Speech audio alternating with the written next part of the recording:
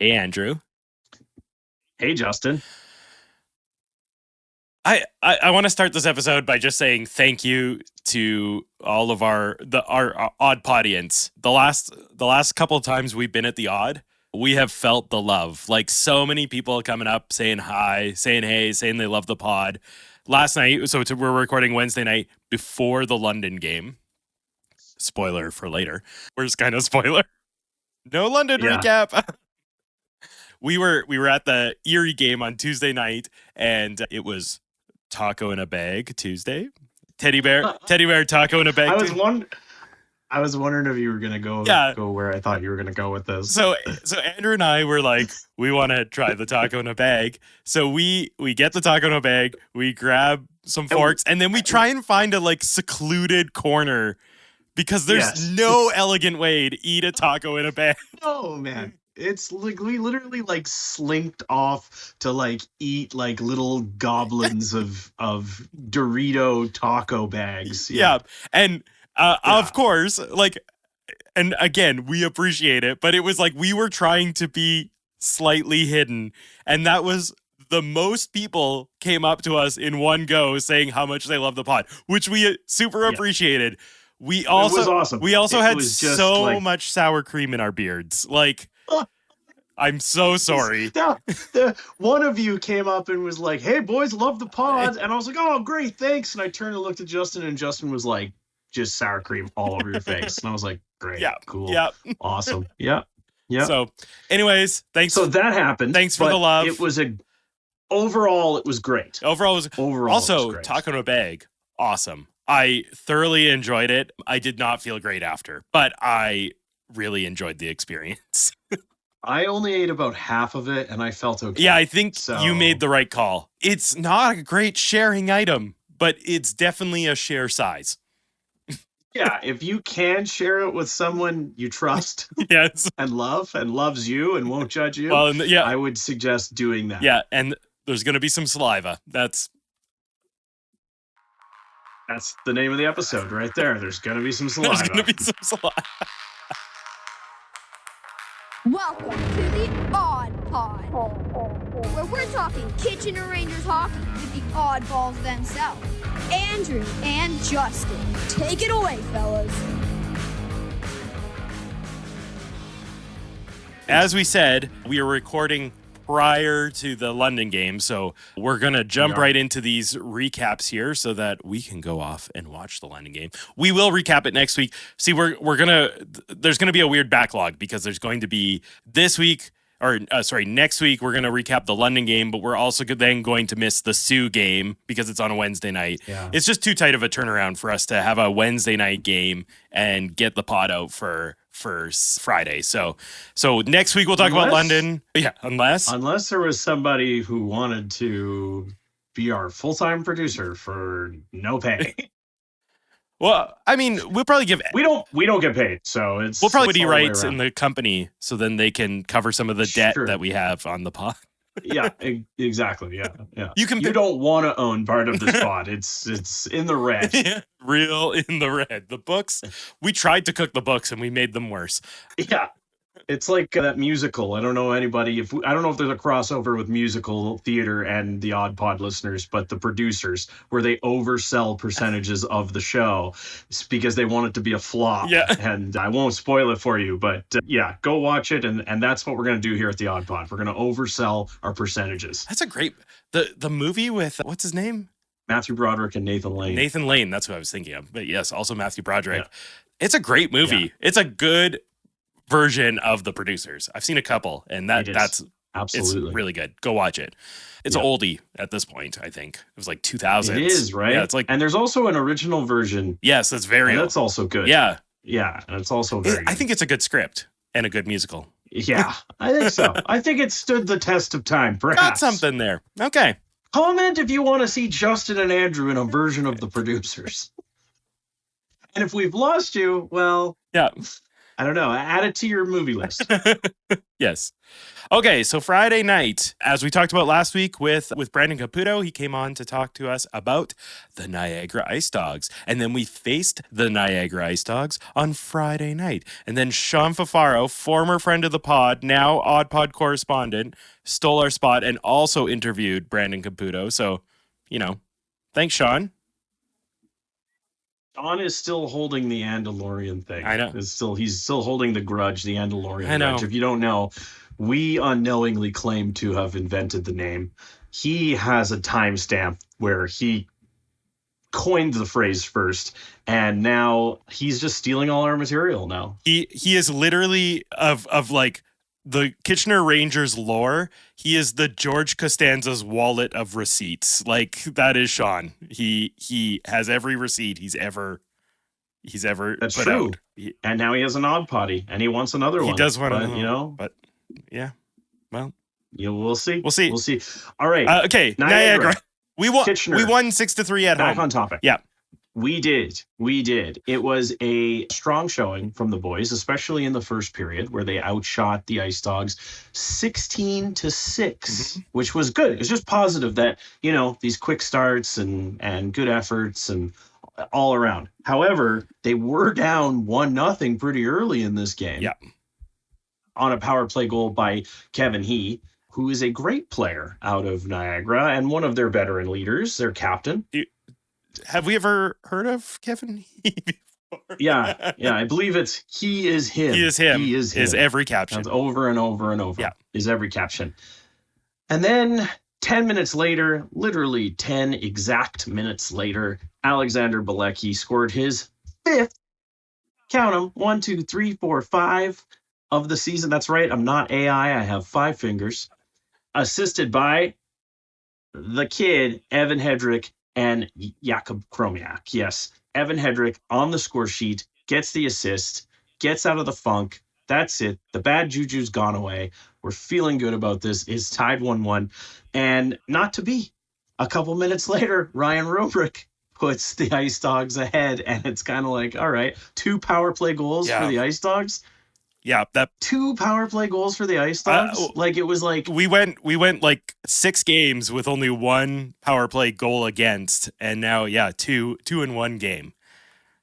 But what I will say is the pace of play and the flow of the game was favoring Kitchener. This was one of those games where you're kind of like, okay, like, all right, we got round 1, but like we all know what's going to take place here now. Yeah. And that's exactly what happened going into the second period. Yep. Cameron Arquette scored his 9th. Oh. Our victory lapping again. When Bilecki and Arquette score and light it up, we just victory lap. That's what we do here at the AudPod. Yes, we do. Jakub Kromiak on the score sheet again with the assist. That was 1 minute in. So exactly what you need. Exactly what you need when you're facing a team that has lost a lot of games lately and have a 2-1 lead on you in the first period that you dominated. Yeah. Cameron Reid would put the Rangers ahead, and the Rangers would be ahead for good after that from Jack Pridham. Cameron Reid with his 5th of the year. This was a great team game, I got to say, because they scored kind of like, a couple goals early in the second, and it was 3-2. And we've seen this team kind of then, in the past kind of slow down and just kind of shut them down. And if they get another goal, great, or whatever. But what they really needed to do was pour it on and get some of this, energy and juice flowing. Not the juice, but, juices flowing. Juice can flow. Offensive juices. Exactly. And Jack Labrache, another guy who needed to score a goal, gets his 3rd of the season from Jakub Kromiak. Yeah, that's 3 and that was the game winner. Yeah, that's 3. Jakub Kromiak, 3 of the 4 goals that have scored so far in the recap, Kromiak has assisted on. This was a great goal because this was Jack Labrache had a really good defensive moment for this. He stripped, I don't know who it was, but he stripped somebody of the puck. The puck went down the other way. He got to the front of the net and then he tipped this one home. It was a great He was on both ends of the ice at the same time. Yeah. It felt like so. It was a nice Labrache shift. When Labrache is really engaged, Labrash looks like he could be a world beater. Yeah. I think sometimes there's a little inexperience in his game, and sometimes because he's just such a big physical player, I think he can get caught not moving his feet as much as he should. And which you'll see that in the NHL level with some of these big power forwards, is they kind of just think that they can kind of go to the spots and things will happen for them. And sometimes it does. But when Labrash is engaged, he's really a strong player. Yeah. So I like to see that, and I want to see more of that from him because he's playing with high energy guys all of the time. For sure. In that fourth line.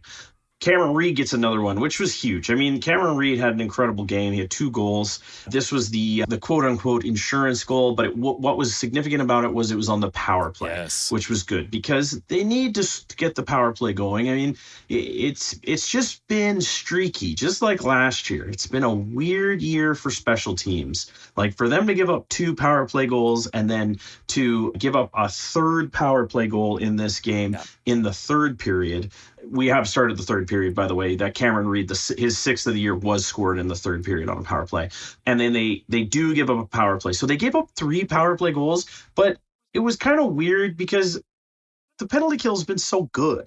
So this is going to bring down the percentages a little bit, but I don't necessarily think that if you give up 3 power play goals to a team that's not very good right now, maybe they're better than they've been lately, but not very good right now, and you still win the game 6-3, you can live with those 3 goals being power play goals. And they're a heavy team. Like they do have some heavy shooters and like some really great offensive players. So it shouldn't be that surprising that they can score a lot easier on the power play because they are losing a lot of games. So that is kind of their strength.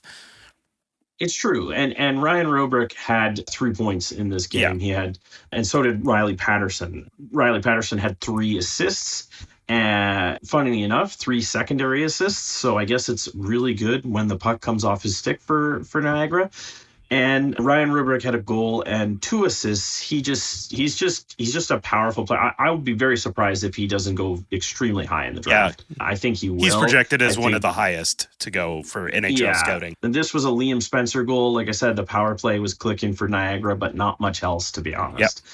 And then Andrew Vermeulen gets the empty netter. I was never worried, even when it was 5-3. I was never worried about this game. This game was not a close game. Rangers outshot them 43-25. Yep. And, it was just one of those things where anything less than this, and I would have been concerned, I think. Yeah. This was a get-right game as far as, I know that they played Oshawa and they won that game and they were supposed to win that one. Now, this was another one they were supposed to win. I feel like, okay, this is good. This is the type of teams they have to be beating. Yes. They're better than these teams. They are. Yeah. Special shout out to our friend Brandon Caputo, who mentioned Vladislav Yermolenko in goal, who, he was the 3rd star and he gave up 5 goals because he was peppered. He was peppered in this game and he played extremely well. So obviously we know that Brandon knows what he's talking about, but it was nice to have a little scouting report going into this one on Yermolenko. I like to think that our podcast helped the Rangers win this game. Yeah, of course. Yeah, of course. Naturally. Yes. We got him in. Nobody else will ever join our podcast. All right. After Niagara, Saturday, the very next day, we took the very long road trip to the Eastern Conference to go see Brantford, where we lost 4-3 in regulation. What's to say about this game? Yeah, this one was interesting. It didn't start well at all for the Rangers. Three goals against in the first 6 minutes. On 3 shots. The first 3 shots. Yeah, on the first 3 shots. Yeah. That can't happen. Yeah. Not against the best team in the league. No. It's a miracle. It's a miracle that it was a 1-goal game and it was 4-3. Yeah, correct. Let's just put it the way it was. If you let in the first 3 and give up the first 3, even as a team, not just blaming Kirsch here. If you give up the first 3 on the first 3 shots, and this is the result, you don't want a moral victory, but I kind of sat there being like, okay, no Ellenis, right? Because he's injured. We don't know if Hemming is ever coming, but maybe there's a better version of the Rangers out there in the sense of roster personnel wise. At least with Ellenis, we know they're a better team Yep. with Ellenis. Yep. And they only lost by 1 goal, and it was a terrible start. So, which I just want to add in, by the way, Schabel played in the last game in Niagara. The way that, or not in Niagara, against Niagara, and played very well. He stopped 22 to 25. Just wanted to shout that out because we didn't talk about that at all. But Brantford starts the show with 3 straight goals. Kirsch is out of there. Schabel is in. That's why I wanted to mention it. Yep. And from there, it was a completely different hockey game. Yes. We did talk about this last week a little bit, where we were talking about these, because we had 4 games. We were talking about the goalie situation a bit, and we did mention that it does feel like the team does play better in front of Schabel. Like that is a feeling that we're getting, and I think this game was a pretty broad highlight of that, because I mean it's a shake-up moment, right? The Juice puts in Schabel, weird energy, pulls right? Kirsch. Like it's, I don't know if they play better in front of Schabel or they play a little bit tighter in front of Schabel. Sure. You know what I mean? Like maybe they're a little looser in front of Kirsch because he's, the de facto starter and he's more experienced and he's the older goalie. But it seems like they could bring some of that like lockdown tightness, like we don't want to make too many mistakes that they bring in front of Schabel to their everyday game. Yeah. That'd be nice, maybe. Yep. Well, as soon as Schabel went in, I mean, they're down 3-0, so they're feeling it. But this game did turn around. Like the Rangers started playing a lot better. Completely different game. As soon as Schabel went in, 6 minutes into the game, this game dramatically changed for the Rangers, for the better. I mean, the first 3 goals were basically the OHL All-Stars, Brantford, Cooper Dennis has 13. He got his 13th from Caleb Malhotra and Jet Lachenko, and then Caleb Malhotra got his 11th from Vladimir Dravecki and Jet Lachenko, and then Dylan Cherna from Ben Danford and Zachary Sandu, the 2 guys that they acquired besides Lachenko earlier in the season, connecting there. So it was 3-0, but there was a huge goal late in the first period, unassisted. You know how Andrew loves his late period goals. I do. It's a very important time to get a goal, because you can save the game if you get a late goal. You can switch the momentum up.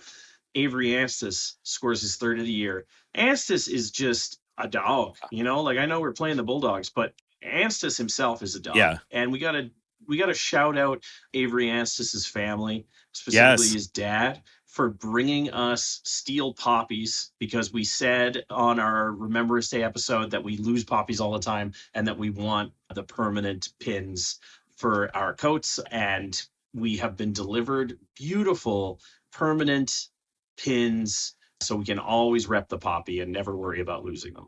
Huge shout out to Scott and Andrea Anstis. Thank you so much for bringing us those poppies, and just really appreciate that you're listening so closely, that we want that you knew we wanted these steel poppies. So that was awesome. Very kind. And we're huge Avery Anstis fans here on the pod. So we will wear them with a little more pride, knowing that they came from you guys. For sure. So it's 3-1 going into the first intermission. Yeah.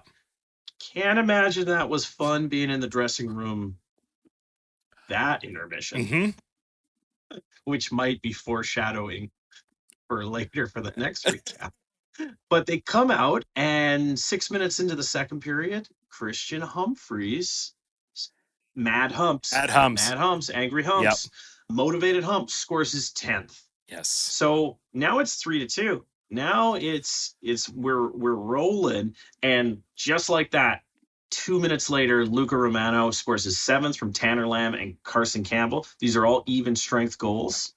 And it's 3-3. And I'm like, this is exactly what the doctor ordered. Yeah. This is who this team is.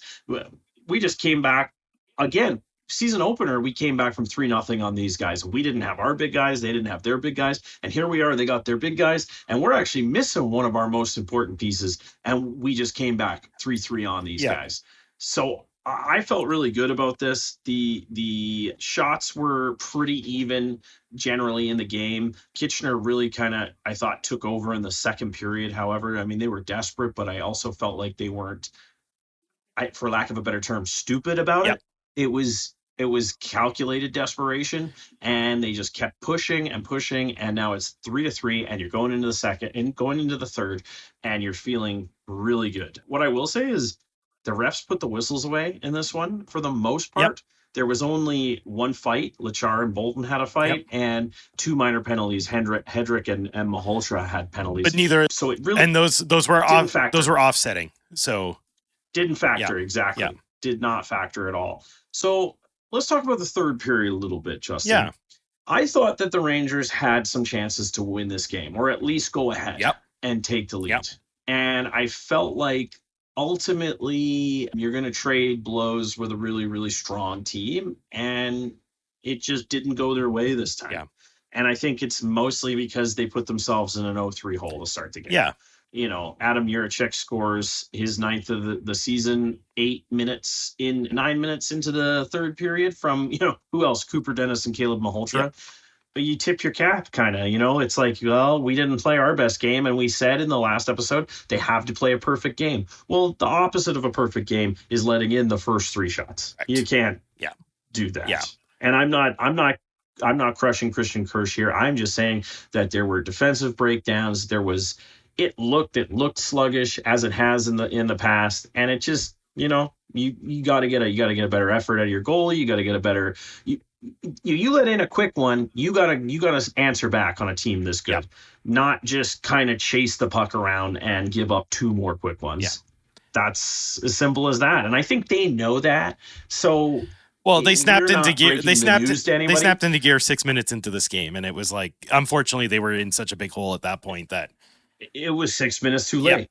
They played. Exactly. They played a 54-minute game. You can't beat Brantford playing 54 minutes. No, because they played 60. That's the bottom line. Even though Kitchener scored 3 goals in the second period, Brantford played this whole game. Like they were there the whole game.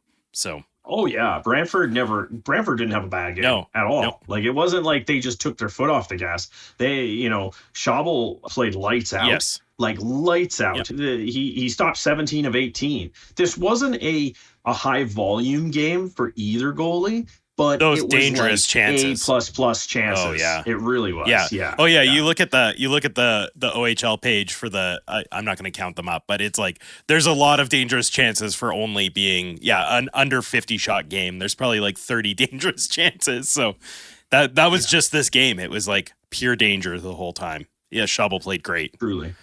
And then after the Brantford game, Tuesday night, which is last night for us, so we'll probably screw that up a few times, we played Erie at home. This one, we lost 3-2. No? No, we did. We lost. I'm just shaking my head because it was... I got it wrong the last time. Might have been my least favorite game of the year. Yeah. And there's been a couple stinkers. Yeah. But this might have been the most frustrating game that I've watched. Well, I mean, I feel like the year. Sioux game from a couple weeks ago was pretty frustrating, and this one, if we're putting it in a tier list, this one is in the same tier as that Sioux game. Yeah, and one of the big things is the Sioux has a very competitive team. Erie does not have a good record at all. No. I don't want to say they're not competitive because clearly they're competitive. And they have a good line. Like they have a really good line. But they lose like 2/3 of the time, basically. They only got 10 wins. Yeah. This was just frustrating because again, they're going to go down 3-0 in this game, and it's against a team. It ain't Brantford. You can go. You don't want to go down 3-0 against Brantford, but you lose if you go down 3-0 against Brantford. You all kind of just look at each other like, yeah, well, Brantford has, Zach Hyman money, so it's rich daddy money, By the way, my Zach Hyman jersey came in the mail today. I will be wearing my Zach Hyman jersey to the December 13th Leafs Oilers game. So if anybody is misinterpreting how much I love Zach Hyman, don't. It's just a joke. Yep. But they are going all in Brantford. Erie is in a rebuild. So I don't actually know what to even say about this game as far as the recap. I mean, there was 33 seconds in, man. That's 33 seconds in. First shot of the game. Second shot of the game. Second shot of the game. Sorry.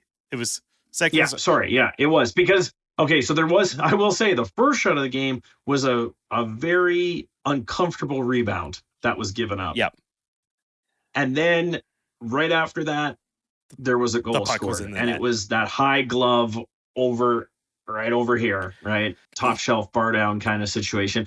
I want to say that I think that we said it last night, and we aren't going to criticize these boys at all, but there's obviously something going on since the puck that went off the glove against Ottawa for Christian Kirsch. There's criticizing, and then there's also just like saying, hey, I think something's going on, because since that goal went in, which was the game winner for Ottawa a couple weeks back, we haven't seen the same consistency out of Kirsch, the same confidence out of Kirsch. And this is the thing. This is where you figure out who you are. I don't have any doubt if the Rangers brought this guy in, he's going to snap out of it. He absolutely will snap out of it. It's just, this is where you prove that you're NHL caliber, because you can snap out of a funk. And there's always going to be funks. Yeah. Look at any goalie across history. There's been a rough patch. Yeah, for sure. And keep it in perspective, he still has good numbers on the season. Yeah. That's how good of a year he was having before that goal went off his glove against Ottawa. Rarely can you point to a moment and say, yeah, it really hasn't been the same since that. Yeah. So I don't want to drag any of our guys, because I think that it's a confidence thing purely. I don't think that it's something that we need to hit the panic button on.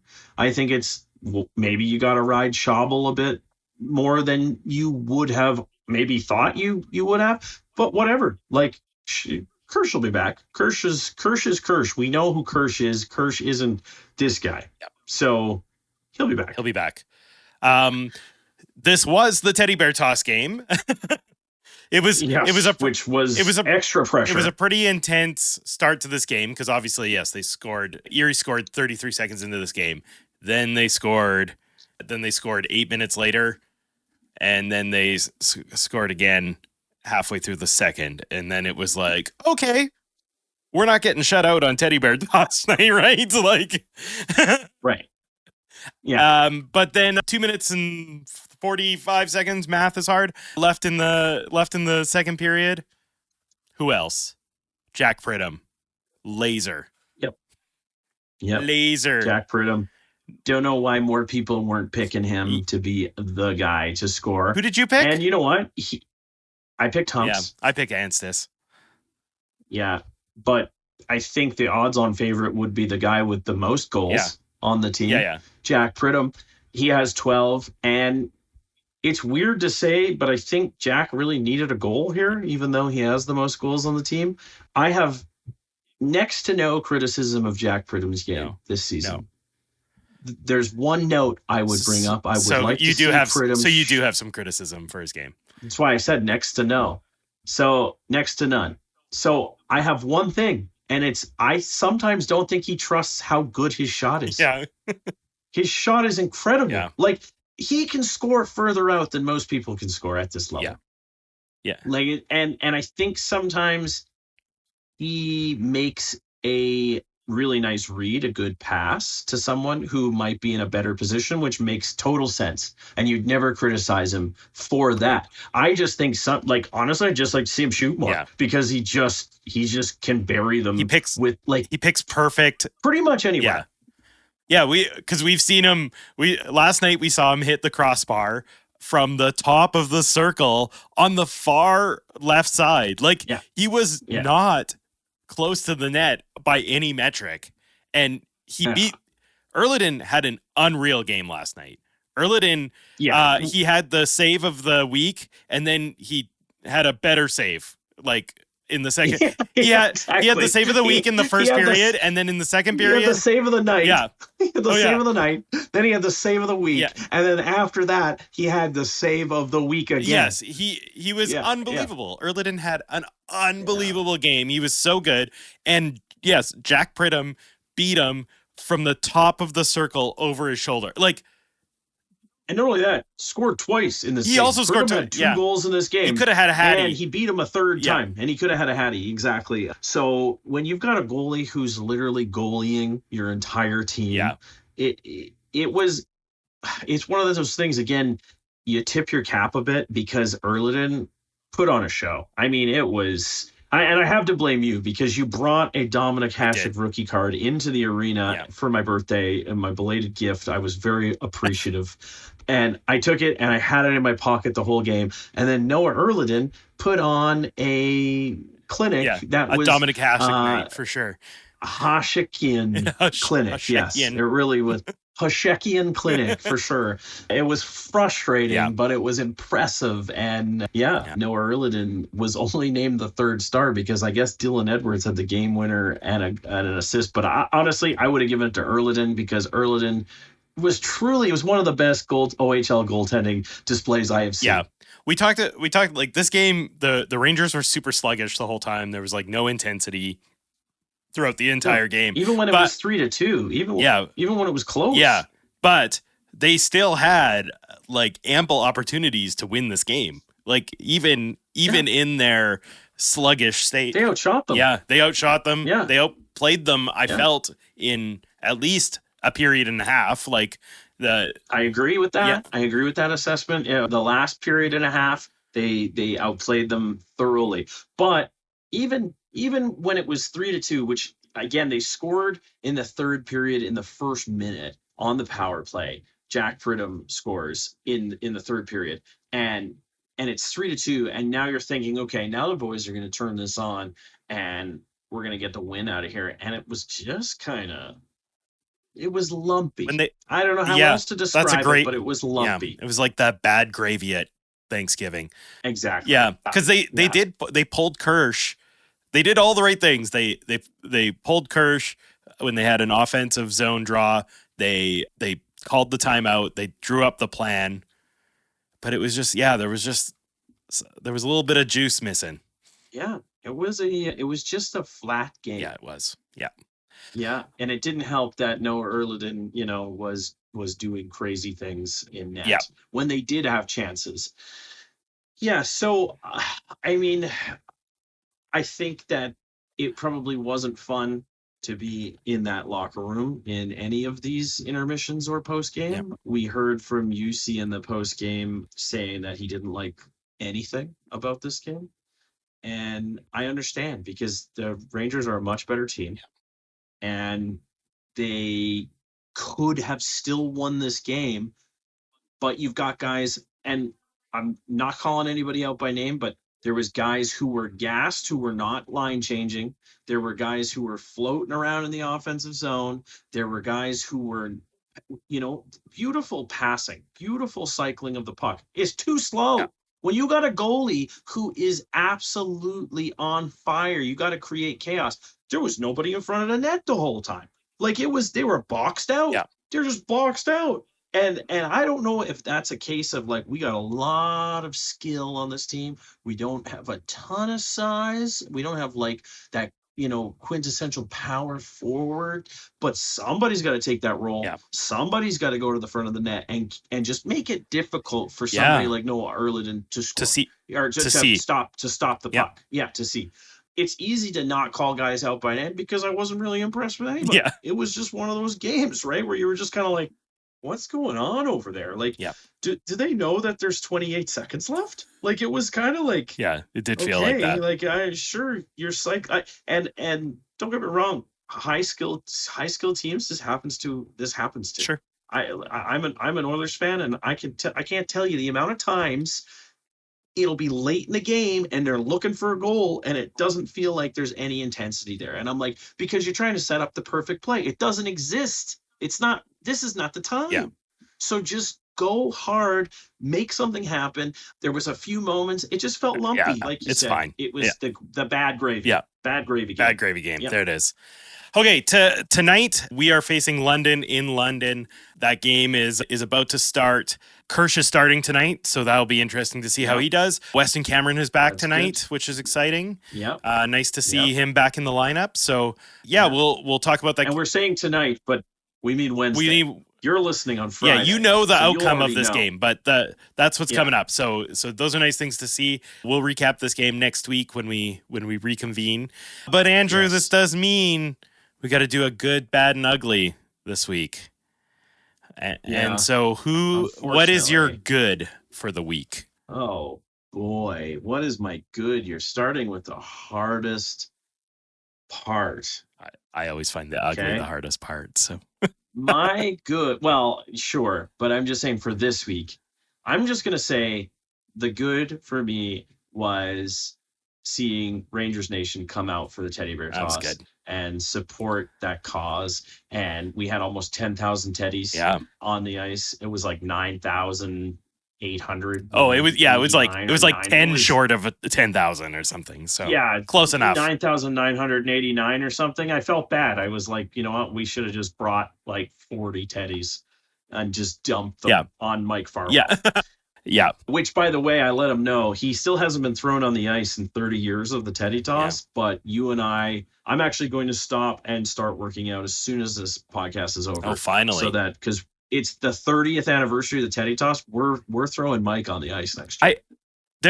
I saw Mike posted this. Yeah. The OHL posted today, again, Wednesday, that last night was the 30th anniversary of the teddy toss. Oh, so okay. I think some fact checking. We got to get the AudPod computer on this, and maybe it was 30 years, but there was no COVID year, so it was actually only 29. So 30 years, but 29 tosses. 29. There you go. That could be years. It. All right, that could be it. Okay, my good is young guy energy. Anstis, Brantford. We saw a lot of good. Hedrick got his first point last week. He got another point this week. He's been looking good. There's been some confidence. Yeah, it's not all about points. He's looking good on the ice. That fourth line always looks good. There's some energy with it. And I'm like, okay, we got some leaders in this room who maybe need to take a little bit of a note from the young guy line. So let's pass that up. Let's be a two-way passing. I don't know what that means. What's your bad? Yep. My bad is I feel like they look like a different team since Ellenis left the lineup. Yeah. And I think that's bad because they played a good portion of the season without Ellenis and they were a good team. And now we've lost Ellenis and it seems like we're floundering a bit. And it's like, I'm like, what do we need? We need a high intensity guy who can play, first line minutes and has a scoring touch and has a physical presence. Luke Ellenis. So you can't just suddenly go back to being like, well, we just don't have him. No, we saw that you could win games without him. For sure. So that's my bad, is that it seems like the loss of Ellenis has got them in a hole, which I'm like, but you played a good portion of the season without him. And he's still there with the team. My bad. What's yours? My bad is poorly timed penalties. We took this Brantford. We took two late period, third period penalties. Yep. It feels like we are the most penalized team in the OHL, and I feel like a lot of those penalties also come at inopportune times, either when the game is 1 goal difference, tied, significant moments later in the game. They seem to get frustrated. The Rangers also seem to be ready to drop the gloves a lot faster than other teams are, and that also gets them in trouble. Gets them in more trouble. So I'm not loving these poorly timed penalties. What's your ugly? Very similar. My ugly was actually going to be the lazy penalties. Yeah. And we saw a few of them last night. We saw a couple of real lazy tripping calls. Yep.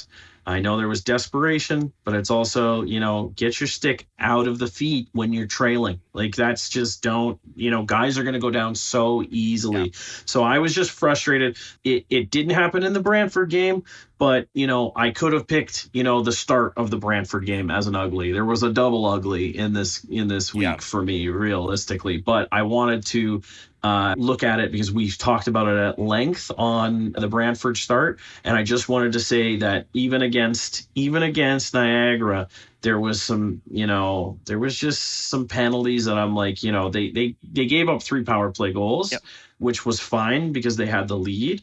But some of those, they didn't, the refs were calling everything against Kitchener, and very like it felt like it was more against Kitchener than Niagara. I don't know what the actual things. It was 5-4. So it wasn't that bad.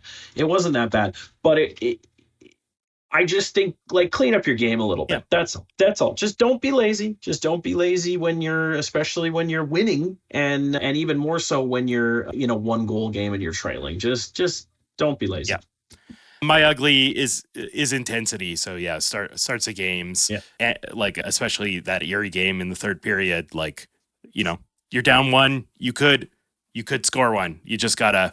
Oh yeah. You just gotta put it in. They just. Yeah, and they were. Put in the effort. Erliden was playing lights out, but there wasn't. You can still beat a lights out goalie. You just have to cause chaos in front of him. And you have to crash for rebounds, and you have to score an ugly one. And sometimes I'm like, we struggle to score the ugly goals. Yeah, that's true. We score pretty goals. We score a lot of beautiful goals, but like to just see like a real gnarly one, not often. Not often. Yeah, for sure. Yeah, we've had a few like the one off Jack LaBrush, his butt. That like those types of ones. We haven't seen one of those in a while. So yeah. Yeah, we need more of those. Off the butt goals. Off the butt goals. Yeah. Okay, next week we got 3 games. So like I said, we'll recap the London game, and then the last game, which is the Sioux game, we'll recap the week after. So Friday night we are at home for the last time in 2 weeks. Like we only have this game, and then we have the 19th of December, which is also a Friday, and then it's the Christmas break. Those are the 2 last home games of the Odd before the 28th of December, which is crazy. Yeah. So I would also encourage AudPod listeners on the AudPodience to buy a ticket to that Sunday, December 7th game in Guelph. Go down there. Just be visible. Go walk through the mall. I was told there is a lovely little chocolatier in that mall. So no Cinnabon, but you can get a chocolate. Exactly. Nice. And if you rot your teeth, there's also a dentist. So win-win. So the Pete's, this is our first meeting with the Pete's. Interestingly, about all of these games that we're playing this weekend, we have very similar records with all the teams we're playing. So this is where Erie has like a way worse record than us, and Niagara has like a slightly worse record than us. These teams are all sort of living in the same world as the Rangers. So the Pete's are sitting. Yeah, and this is going to be a test. Yes. Yeah, for sure. Yeah. The Pete's are hanging. They're in the toughest division. They are with Ottawa and Brantford, and they're sitting 15-10, 1-1. And they're only a few points behind Ottawa. Like Ottawa's been insane lately. So the fact that the Pete's are able to hang out, and especially after last season where I don't think they won a game until this time last year, like this has been a huge turnaround for the Pete's. So they're playing motivated, they're playing convicted, like they don't have any world beater scorers, but they do have like 4 or 5 players who are like point per game close. Like that is where they're at. I was gonna say Adam Novotny is a great player for sure. Like I've seen highlights. I've read things about him. His scouting report online. Great player. There's Matthew Soto jumps off the page. They let in a lot of goals. Yep. Peterborough, they only actually have a negative goal ratio, 98 against for only 96 for, but they can score. Yes. So it's one of those things where I hope the Rangers can shut them down and play from ahead. Don't get into a scoring match here with Peterborough. For sure. Because Easton Rye, their goalie, can stop the puck. He's got a .916 save percentage on the season. Yeah. It's like, yes, they have a negative goal differential, but they do have a guy that can stop the puck. So, we don't want to get into an Erie situation again where and they score more than the Rangers. Yeah. They have 96 goals. The Rangers only have 84. Yeah. So it's, they score more. Yeah, the Rangers are sitting with 64 goals against, 68 goals against, which is the second best in the OHL. But they also only have 84 goals for, which is very mid-pack in the OHL. So it's like... Well, if you told me that the Rangers were going to struggle to score goals, I would have laughed at you. I know. Well, that's just it. So...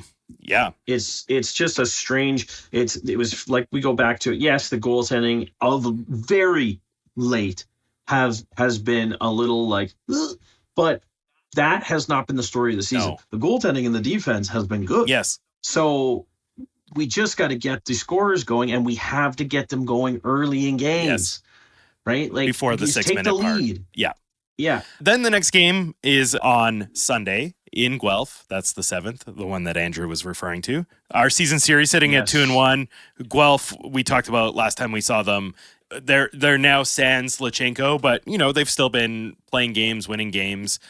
This new and improved Guelph team, they're looking a lot better. They're on a win streak right now, so.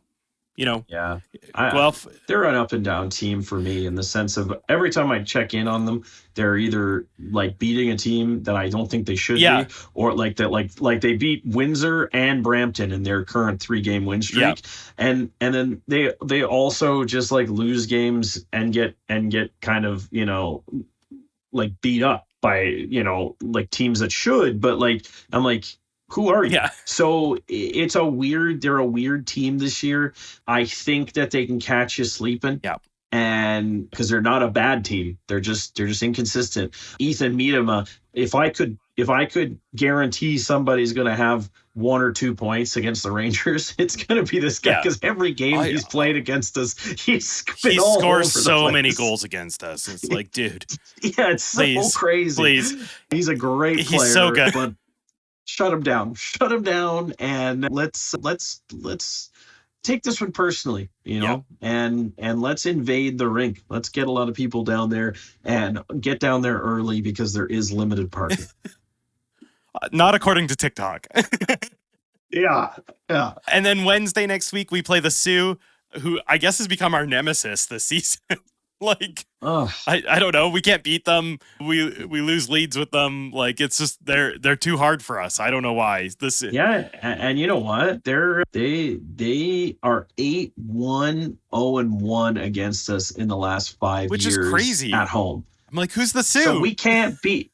Yeah, I was gonna say we've only beat them 2 times in the last 10 games at the Sioux. Yeah. So the Sioux is a bad road trip for Kitchener. Yeah. So let's change that up. Let's change that up. We know that it's the usual suspects there: Jordan Sharon and Chase Reed. Let's get out to a lead in these games and hold it, and let's just play Rangers hockey. Yeah. Yep. So there. Those are next week's games. Thanks again for listening this week. And thank you to, of course, Ken Bourne, Director of Branding and Marketing. Yes. Branding, marketing. Our prodigal producer, Liam. The Phenom. Tim. Does he have any notes for us? Not this week. Has he? No, he. Okay, Liam. Well, you're starting to slack a little bit here. He gave us the podcast name, and that worked for him. Well, that was wonderful. Yeah, it was a good. Thank you. Yeah. Now, if you tell your smart speaker or whatever your device that you listen to play the AudPod Kitchener Rangers podcast, you actually don't need to type anything in. But before, if you said the AudPod, it didn't. There was a up. lot of things that might have popped up. So yeah. Tim. Thank you, Tim, for writing, arranging, performing, creating, producing, engineering, and composing our new theme song. And of course, thank you to JJ, who we met last night at the Odd for the first time, which was awesome. JJ, awesome. Who does our voiceover at the beginning of the episode. So thank you, JJ. JJ also just won one of our set of tickets in our giveaways, which was totally random, and we're also very excited about couldn't that be happier because we got to meet. Yeah, for sure. It was a great reason to finally meet her, which was awesome. Yeah. And Andrew, how do you find us on the social medias? On TikTok and Instagram, you can, with your thumbs, the Odd Podcast is our handle. Check us out. We be posting all sorts of clips and stories and all that kind of good stuff. And then on YouTube, you can find us, the Odd Pod, Kitchener Rangers. Just search us in the search bar or Google us. We'll come up. You'll watch it. You'll love it. You'll like it. You'll subscribe and you'll comment, because that's what everybody did this week, because we said comments are the best. Yes. If you are still listening to this far into the thank yous, comment. Right? Thanks, Josh. Josh, one of our loyal listeners. Comment. We want to see it every week. Appreciate it.